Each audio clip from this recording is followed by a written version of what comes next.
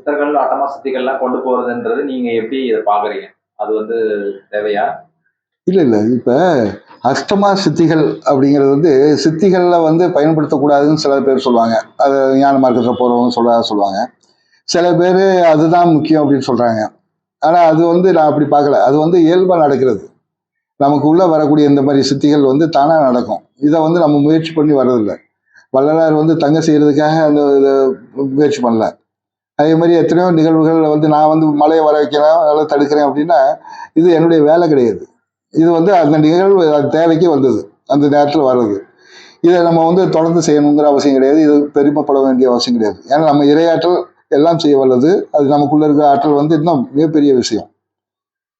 இதை நம்ம வந்து முழுமையாக அடைகிறதுக்கான இதுதான் நம்மளுடைய நோக்கமா இருக்குமே ஒழிய, நமக்குள்ள இருக்கிற இரையாற்றலோட ஒன்று கலத்தல். இதுதான் என்னுடைய நோக்கமே ஒழிய, இந்த சின்ன சின்ன விஷயங்கள் செய்யறதுல பணம் சம்பாதிக்கிறது மற்ற விஷயத்துலாம் பெரிய நாட்டம் கிடையாது. இதே விஷயத்தை தான் நான் மற்றவங்களுக்கு சொல்லித்தரணும்னு நினைக்கிறேன். மற்றவங்களும் அவங்களுக்குள்ள இருக்க இரையாற்றலோட ஒன்றுகளை அறிமுகப்படுத்துறது, அதை நோக்கி மேலும் மேலும் நெருக்கமாக பயணிக்கிறது, அதுக்கு உதவி பண்ணணுங்கிறத என்னுடைய நோக்கம் ஒழிய, இந்த சித்திகளை சொல்லி அதில் வந்து கிடைக்கக்கூடிய சிறு விஷயங்களுக்காக வந்து மகிழ்ச்சி அடைகிறது கிடையாது, பணம் சம்பாதிக்கிறது கிடையாது.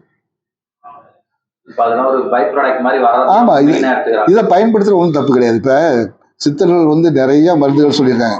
மருந்துகள்ல பாத்தீங்கன்னா மலர்களை வச்சு செய்யறது,